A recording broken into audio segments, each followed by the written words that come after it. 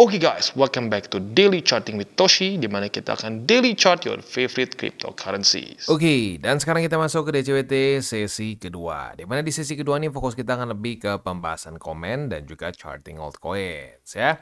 Nah, seperti biasa, reminder dulu ya bahwa nanti malam kita akan keluar kayaknya satu deh seingat gua. Coba kita cek ya. Satu data penting sepertinya, and yes ya, kita akan keluar Chicago PMI di jam 9 kurang 15 malam. Jadi buat lo yang punya posisi futures dekat-dekat jam segini masih belum kena target TP, pertimbangkan untuk tutup posisi just in case volatility-nya tidak sesuai dengan harapan kita ya. Oke, next kita akan lihat dulu ke kondisi BTC ya. Untuk kondisi BTC ya, setelah drop dan daily close di bawah dari struktur 82.500 ya, tentunya ada pelemahan lagi ya. So ya udah, kita tinggal tunggu aja ya possibility untuk lanjut membuat lower low, terutama di weekly-nya begitu ya. Ya minimal gue udah bahas ya di DCWTC pertama, minimal ya ke sini 80.700 lah ya. Nah, tapi harus siap juga, statistiknya nggak jarang, bahkan lebih seringnya dia akan lanjut membuat weekly close lebih rendah lagi. Seperti contoh nih, ini kan jebol pertama nih, ujung-ujungnya akan ada weekly close lebih rendah lagi. Atau minimal week yang cukup signifikan. Dan melihat MA50 semakin dekat, ada possibility yang cukup besar juga bisa kena lagi MA50 begitu ya. Dan sebenarnya kalau mau ngomongin secara historically speaking, ada kemungkinan juga bisa terjadi pengulangan seperti di 2017 ya. Dan lebih baik sih week aja, jangan sampai weekly close ya. Jadi cuma ngegaris aja ya, week aja, jangan sampai weekly close. Yaitu apa? Ada possibility bisa sampai retest ke struktur tertinggi di 2024 ya, which is ini di angka 73.000 begitu. Dan ini terjadi sekali lagi seperti di 2017 ya. Di mana di 2016 di sini ada higher high yang cukup signifikan, koreksi, dan di tahun selanjutnya ya di sini kita bisa lihat ya dari tes sampai ke struktur yang ada di 2016-nya begitu ya. Oke, itu aja sih ya untuk reminder dari Bitcoin. Jadi ya overall sih masih cenderung lebih bearish begitu ya. Oke, next kita masuk aja langsung ke komen. Yang pertama itu dari Bro Bastian Tomali. Thank you untuk super thanks-nya ya. Seperti yang gue sudah sering bahas, super thanks ini sangat membantu perkembangan dari TCI, karena di TCI tidak ada namanya kelas berbayar, kelas VIP. Jadi semuanya for free ya. Jadi super thanks bagi lo yang menggunakan link referral kita di bawah, itu sangat membantu perkembangan dari TCI ya. Oke, langsung aja kita ke pertanyaannya. Bang, tolong dibahas dong tentang BTC Death Cross dan Golden Cross menurut POV Bang Toshi. Senarionya bagaimana kalau sampai terjadi Death Cross? Seberapa besar chance bakal terjadi dalam waktu dekat ini? Dan biasanya ada possibility apa saja setelah Death Cross? Salam terbertuai, God bless you and family Bang. Wah, mantap ya. Dulu kita udah pernah bahas juga sih mengenai Death Cross, tapi itu udah lumayan lama ya. Jadi kita bahas ulang nih. Mantap ya. Nah, untuk Death Cross sendiri udah semakin mendekat sih, walaupun belum ya, sudah semakin mendekat antara MA50 dan 200. Itu Death Cross yang paling sering gue perhatiin begitu, karena itu yang paling gede impactnya biasanya ya. 20 sama 200 atau 20 sama 50 ada, tapi nggak sebesar 50 sama 200 ya. Yang 50 itu yang, sebentar, kita tutup dulu si bull support band ini biar nggak pusing. Yang warna merah di sini dan yang warna biru nih ya. Nah, kalau kita lihat di sini, sering kali terjadi proses menuju ke Death Cross itu market drop duluan ya. Ini terjadi juga di sini nih ya. Nah, menuju ke Death Cross kita bisa di sini market ngedam dulu nih. Nah, ini kan lagi on the way nih. Lagi on the way, udah deket-deket nih ya, makin dekat, ngedam dulu market. Jebret ya. Nah, lucunya deket-deket ke Death Cross-nya ya, literally kayak cuma paling jarak ya seminggu 2 minggu, itu market sering kali rally dulu. Nah, jadi banyak orang tuh berpikir Death Cross equal ngedrop lagi. Faktanya enggak.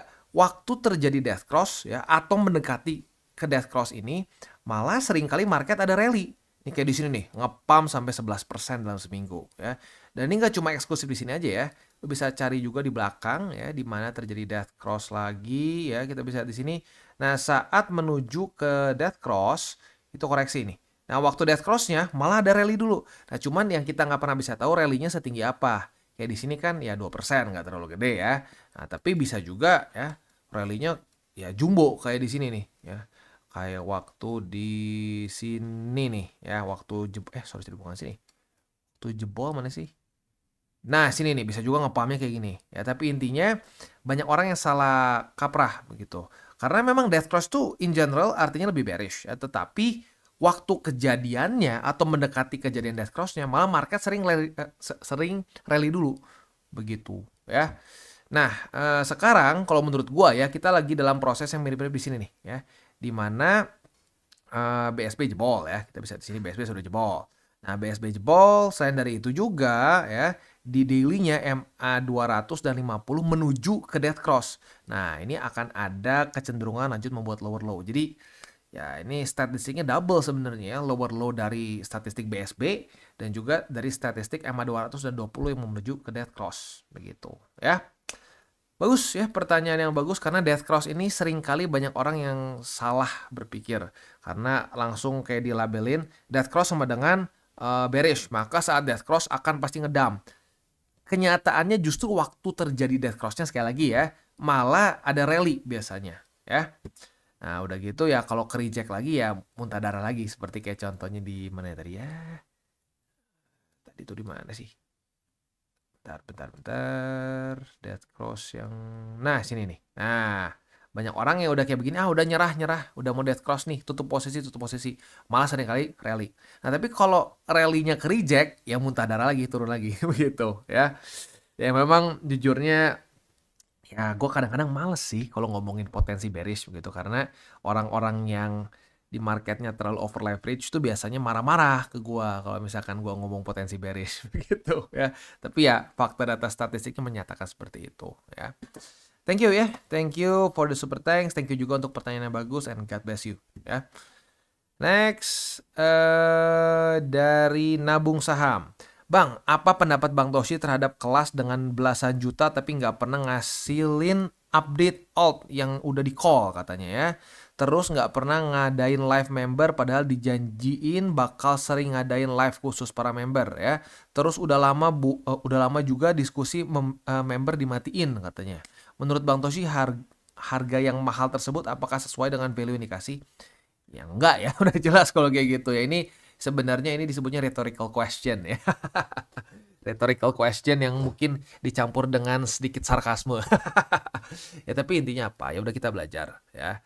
Ya kelas-kelas perdukunan ya santet-mensantet di kripto itu nggak efektif ujung-ujungnya begitu. Jadi tidak ada orang yang wah semua callannya tuh bener ya.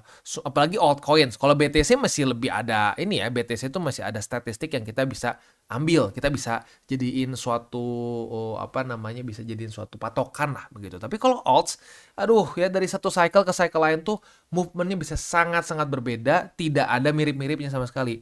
Nah jadi kalau ada orang yang mengaku-ngaku dia bisa meng-call begini, meng-call begitu, very skeptic aja begitu ya. Ya sudah, kalau sampai udah sempat bayar ya udah jadikan pembelajaran lah begitu ya. Next. Wah. Oke, sip. Dari Bado Kuprut ya. Kalau udah kayak gini pada diem yang kemarin ribut-ribut altcoin, meme coin, katanya nyangkut berharap recovery minus dalam ya. Ya. Ya sebenarnya gini sih, kalau orang yang masih teriak-teriak altcoins, masih teriak-teriak meme coins tuh kemungkinan besar masih nggak ngerti cara kerja liquidity di market begitu. Dimana orang-orang nggak akan mau ambil risiko gede-gedean di alt saat masih QT begitu. Ya kalau sampai berani ngambil resiko pun nggak akan bisa bertahan terlalu lama. Ya lu bisa rasakan sendiri kan. Dulu sempat banyak yang merasa bahwa udah nih meme coins yang akan berjaya di cycle ini katanya. BTC cloud aja katanya ya. Sekarang gimana memesnya banyak yang minus udah sampai 60-70 kan. Ya sudah, itu adalah resiko yang kalian harus berani ambil. Ya dong. Misalkan lu pengen di memes nih, katanya kenapa pengen cepet kaya begitu. Ya harus siap juga cepet miskin. Gitu, karena tidak ada tuh yang nggak ada resiko begitu ya, makanya 70-30 itu sangat penting. Boleh punya alts, boleh punya memes dengan rasio yang tepat. Kalau rasionya nggak tepat ya stres begitu ya. Next dari thank you, ada super thanks lagi dari Bro Brian Candinaya ya. Kok sorry mau tanya, harga paling pahitnya atau paling rendahnya harga BTC untuk di hold di future berapa ya? untuk batasnya di hold atau di cut loss. Kalau liquid price-nya di 67.000. Terima kasih. God bless you. God bless you too. Nah, jadi sebentar nih. Berarti lu kayaknya kalau gue ingat lu pernah bahas juga mengenai posisi future lu ya. Nah, berarti lu posisi future yang lu hold lumayan panjang. Sebenarnya harga likuidasi di 67.000 cenderung oke ya. Nggak bisa dibilang nggak ideal sih ya, masih terlalu dekat jujurnya segitu ya, tapi masih oke lah ya. Nah, kalau ngomongin harga terburuknya ya, harga terburuk kita sudah bahas ya.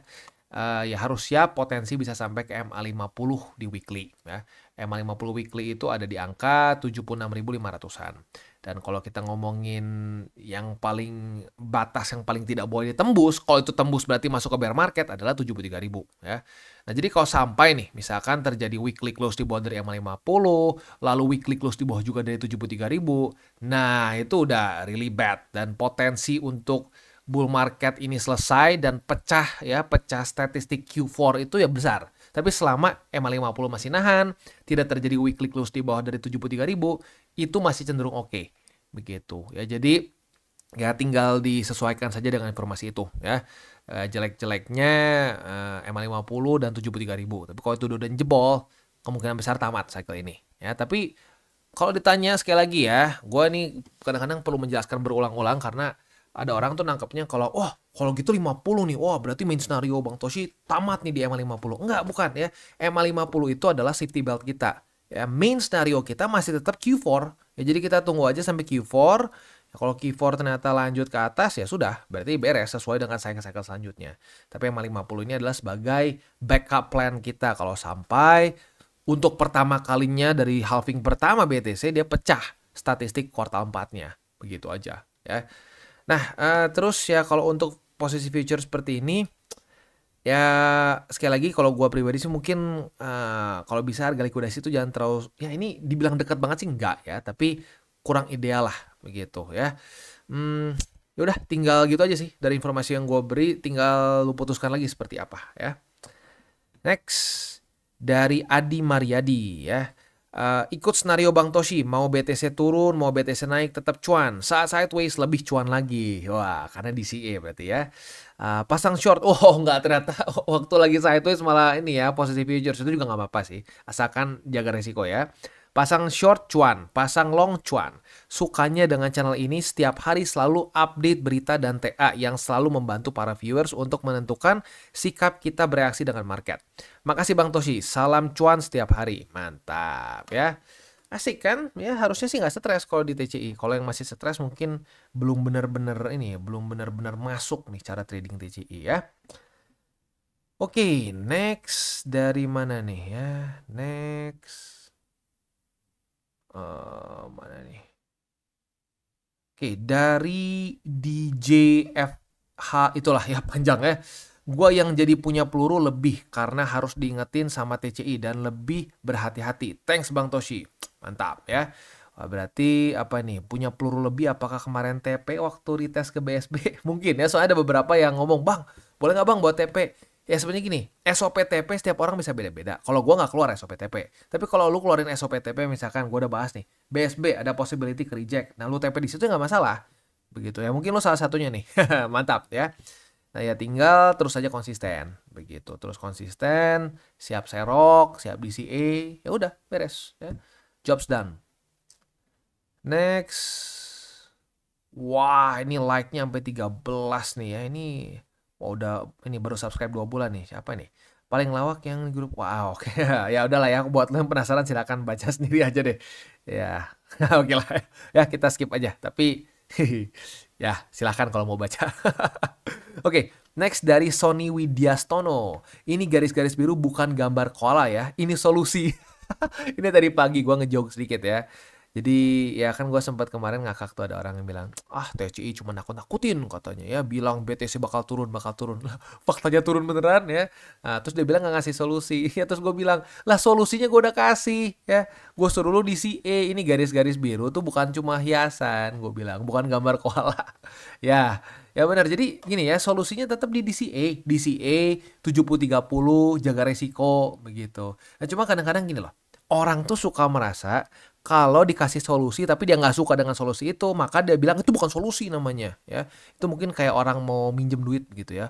Wah, awalnya ngomong, "Aduh bro, gue baru dipecat nih bro." Nah, lu sebagai orang yang ngedenger, "Oh, nih orang baru dipecat. Gue ada solusi nih. Solusinya apa?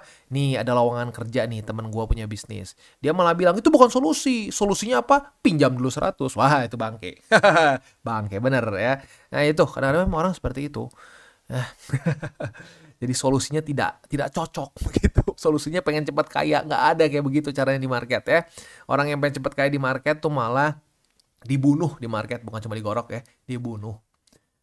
Next dari Sven. Ini Svens atau Sven ya? Sven Kian itulah ya. Dengerin Kotoshi berasa lagi diajarin dosen. Thanks, sukses selalu Kotoshi. Wah, kayak dosen ya, lumayan juga. Tapi ada beberapa yang ngomong katanya enak dengerin suara gua ya. Wah, jadi penyiar radio gitu ya. Thank you. Next dari Kigame-kun. Bang Toshi, saya cukup punya banyak Bitcoin. Average price saya di 60 ribuan. Oh, that's good ya. Kira-kira sarannya bagaimana Bang? Target saya jangka panjang sih. Apa harus hold, tambah muatan, atau cut loss? Loh, enggak cut loss dong. Kan lo sekarang harga rata-ratanya masih di bawah dari harga running. Ya berarti kalau lo mau tutup sekarang ya berarti bukan cut loss tapi TP ya. Terus kira-kira kalau mau nambah muatan enaknya di mana? Kalau di mana kita udah bahas berkali-kali ya. Lagi-lagi nih, garis-garis biru ini, lalu moving average yang ada di sini ya, itu bukan hiasan. Itu tempat kita di CA. Itu kita cicil. Misalkan gini ya, gue ulangin lagi ya. Misalkan kita anggap menyisihkan duit, ini contoh aja biar gampang ya. 10 juta misalkan sebulan untuk akumulasi kripto. Nah ya, lo bisa bagi jadi minimal 10 peluru. Berarti sekali nembak 1 juta. Nah kalau lebih bagus lagi sebenarnya menurut gue lebih banyak. Jangan cuma 10, dibagi misalkan 20. Berarti per sekali nembak 500 ribu. Ya. Nah setiap kali ada kena support, lo di CA. Begitu. Tapi cuma cukup gini, cukup sekali aja. Jangan sampai kayak gini, karena ada dulu yang sempat salah. Jadi BTC nah kayak gini nih. Nah, pas turun pertama lu beli, naik, turun beli lagi. Nah kalau gitu habis pelurunya. Nggak perlu, cuma sekali aja. Jadi misalkan di sini ada support nih 1, 2, 3, 4. Nah lu cicil 1, 2, kayak nabung gitu dari hasil duidingan yang sudah lu pisahkan, begitu ya. Dan ya kalau misalkan ngomongin jangka panjang sih ya, kalau bener-bener jangka panjang ya, ngomongin berapa, 5 tahun, 10 tahun ke depan, sebenarnya nggak masalah. Mau sampai di bawah 60 ribu pun nggak masalah. Terus aja di CA, begitu ya. Oke, tapi gini, kalau misalkan lu mau per satu cycle beres ya nanti kita lihat kuartal 4 atau MA50. Kalau sampai MA50 jebol, 2 weekly close di bawah dari MA50 ya sudah itu kita tutup posisi semua di situ. Tapi kalau enggak, ya udah seperti biasa, business as usual, kita tunggu kuartal 4 tahun ini untuk kita TP keseluruhannya ya. Next, apa ini? Kielunju ya. Mantap, ini yang gua senang dari TCI. Lebih banyak membahas resiko daripada potensi. Memang keinginan semua orang saat masuk kripto lebih banyak memvisualisasikan keuntungan dan cuan gede.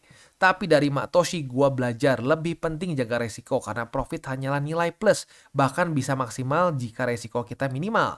God bless you TCI and tip. Mantap ya. Ini Bro Kielunju ini berarti benar-benar mengerti ya, mendengar dengan baik begitu. Karena kadang-kadang banyak yang ngedengarnya masuk kanan keluar kiri nih ya. Bagus ya. Artinya apa? Lu benar-benar mendengarkan dan yes ya.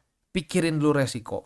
Kalau udah pikirin resiko, lu udah jaga resikonya, itu profit ngejar lu. Serius ya. Tapi ya ngejar lunya jangan berpikir yang aneh-aneh ya. Jangan yang kayak 6 bulan 20 juta jadi 2 miliar. Nggak gitu juga bos. Kalau lu mau ngambil resiko yang begitu semua ya berarti lu tidak menjaga resiko. Nah jaga resiko itu ngomongin apa sih? 3 golden rules. Nggak pakai uang panas, nggak over leverage, berpikir jangka panjang. Dan mungkin yang lebih penting lagi adalah juga rasionya. 70-30. Harus gede di BTC. Kalau lu gedenya di alts, lu akan mengambil resiko terlalu besar. Begitu ya. Mantap. Gue suka banget nih yang benar-benar mendengarkan dengan baik ya. Next, yang terakhir nih dari Bro Joestar. Libur lebaran tetap kasih edukasi. Mantap, Mak. Nggak ada rencana liburan, Mak. Biasa kalau liburan market naik. Ya itu rada aneh juga ya, berapa kali tuh. Waktu Desember gue keluar negeri bareng tim TCI. Bener lagi ya, itu naik market. Terus sempat juga waktu itu gue liburan sekali naik juga. Tapi itu kebetulan ya. Bukan berarti gue tiap liburan jadi naik. Gue kayaknya enggak sih. Nggak ada rencana liburan jauh-jauh, paling ya iseng-iseng aja jalan-jalan sedikit, tapi nggak sampai liburan ke luar negeri atau keluar keluar kota mungkin ada lah, tapi yang dekat-dekat aja lah begitu ya. Jadi jangan terlalu berharap gua liburan naik ya, itu cuma bercandaan. Ya tapi siapa tahu ya, nanti ada indikator nih. Apakah Toshi lagi mau liburan ya? Kalau dia mau liburan, market mau naik. Oke, beres ya. Selanjutnya kita tinggal masuk ke buy limit. Tapi sebelum kita masuk ke buy limit seperti biasa, gua akan disclaimer dulu bahwa semua konten dari TCI bukan financial advice. Ini semua bentuknya adalah edukasi. Dan untuk sponsor kita pada hari ini adalah Wobby. Nah, buat lo yang sudah sering nonton DCWT sesi kedua, kemungkinan besar sudah cukup familiar dengan Wobby ya, karena gua seringnya charting di Wobby belakangan ini ya. Dan untuk Wobby sendiri ya, kita sudah sering bahas bahwa dia itu adalah suatu platform trading futures yang ada AI-nya ya. Lu boleh nonton video-video gue sebelumnya kalau lebih detail ya, tapi intinya gue masih cukup kaget ya dengan AI mereka ini. Gue pernah iseng-iseng aja, cobalah kita buka beberapa posisi bersamaan, bahkan sampai jujurnya marginnya terlalu over leverage ya, tapi gue iseng-iseng aja, gue coba nih AI-nya sepinter apa sih. Dan gilanya berkali-kali gue coba profit. Ya tapi gini, untuk AI-nya ini sendiri mereka nggak ngasih tahu sih gimana cara kerjanya. Nah itu mungkin yang sebenarnya gue pengen ya. Ini gimana sih cara kerja AI-nya? Tapi mungkin memang rahasia dapur dari Wobby itu sendiri, jadi ya nggak dikasih tahu ya. Cuman ada berbagai macam jenis AI yang lo bisa pakai. Yang konservatif seperti si Mami ini ya, yang fokusnya di BTC, resiko lebih kecil. Ada yang fokus di top altcoins, ada yang kayak si Elon Musk yang fokus ke yang lagi nge-hype, dan juga macam-macam. Bahkan sampai ada yang di sini quant ya, dimana dia fokusnya itu ngelihat dari ya kayak mathematics lah begitu ya, dan banyak lagi. Jadi buat lo yang pengen coba silakan ya. Dan yang gue suka di sini adalah mereka sedang ada event rebate voucher ya. Nah untuk rebate voucher ini sendiri biasanya itu hanya 100 USDT saja ya. Nah tetapi kalau lo menggunakan referral code kita, yaitu antara lo pakai link referral di bawah atau menggunakan kode Toshi Crypto ya, nah seperti ini, langsung lo apply and then bisa jadi 250 ya. Ini bukan lo bisa WD ya. Ini 250-nya bisa lo pakai untuk coba AI-nya, ataupun bisa juga lo pakai untuk apa? Untuk trade begitu. Jadi lo bisa trade juga menggunakan si rebate vouchernya. Tinggal lo pilih, lo mau coba AI atau mau pakai rebate vouchernya untuk latihan boleh. Tapi ini latihan yang asik ya. Hasil profit dari latihan lo bisa di WD asiknya. Nah, asik kan ya? Asik mulu ya. Jadi udah, itu aja kurang lebih ya untuk Wobby. Selanjutnya kita akan masuk ke buy limitnya. Oke, yang pertama kita masuk ke XRP. Untuk XRP kita bisa di sini. Ini sayang sebenarnya ya. Kemarin sayangnya tidak terjadi retest kedua. Kalau retest kedua ini buat target TP konservatif kena target TP nih ya. Tapi sayangnya enggak, tidak terjadi retest kedua kemarin, ya sudah. Berarti artinya apa? Belum rezeki. Kalau belum rezeki jangan dipaksakan ya. Ya tinggal kita lihat besok. Kalau besok daily close-nya di atas lagi dari 2,09361, nah berarti kita bisa ada potensi buka posisi long. Tapi kalau enggak ya sudah. Lagi-lagi, kalau belum rezeki jangan dipaksakan ya. Oke, untuk posisi spot 2,0936 udah kena ya, lalu di EMA 200 dan selanjutnya ada di angka 1,46 ya. Itu untuk setup di XRP. Next kita masuk ke BNB. Nah, untuk BNB kemarin sudah terjadi retest pertama di EMA 20 sebagai resisten. Hari ini kita bisa limit posisi short di EMA 20. Apabila terjadi retest kedua, kita bisa buka posisi shortnya. Dan target TP kita bisa pertimbangkan di sini, di angka 568,71 untuk yang lebih agresif. Buat yang konservatif boleh pertimbangkan di sini nih. Ya, ini juga sebenarnya struktur nih ya. Gua lupa ini. Gua lupa update strukturnya ya. Nah, di sini ini juga struktur. Nah, oke. Ya, sip. Nah, jadi itu kurang lebih setupnya. Buat yang konservatif bisa di 597,07 target TP-nya. Buat yang agresif boleh di 568,716 ya. Tapi ingat, kalau sudah dekat-dekat ke jam rawan di jam 9:15, pertimbangkan untuk tutup posisi aja gitu ya. Next kita masuk ke Solana. Untuk Solana belum ada setup futures lagi karena kemarin dia ini membuat spinning top yang sedikit gendut mungkin ya. Oke, jadi ya langsung aja ke spotnya. Untuk spot ada di angka 121,169 dan juga di 118,60. Itu kurang lebih untuk setup di DCWT sesi kedua ini. Sebelum kita tutup, gue gak akan pernah bosan untuk mengingatkan 3 golden rules. Jangan pakai uang panas, jangan over leverage, berpikirlah jangka panjang, dan kita tutup dengan salam tabur tuai. Apa yang lo tabur akan lo tuai, jadi taburlah sebanyak mungkin hal baik. Oke guys, jadi itu adalah akhir dari segmen DCWT kita pada hari ini. Dan jangan lupa, bagi kalian yang merasakan manfaat dari segmen ini, jangan lupa untuk share ke teman-teman kalian. Dan apabila lu pengen mensupport channel kita, ya TCI, jangan lupa untuk menggunakan link referral kita di bawah. Nggak wajib, ya, tetapi apabila lo menggunakan link referral kita di bawah, ada macam-macam, ya, dari Bybit, Huobi, Maxi, toko kripto, dan banyak lagi, ya. Ya, walaupun nggak wajib, tapi kalau menggunakan link referral kita, lo secara langsung membantu perkembangan dari TCI. Dan satu lagi, jangan lupa juga untuk join Telegram group kita, di mana kita bisa ngobrol-ngobrol santai mengenai dunia cryptocurrency secara dua arah. So, jangan lupa untuk like, subscribe, click the bell icon, and see you on the next video.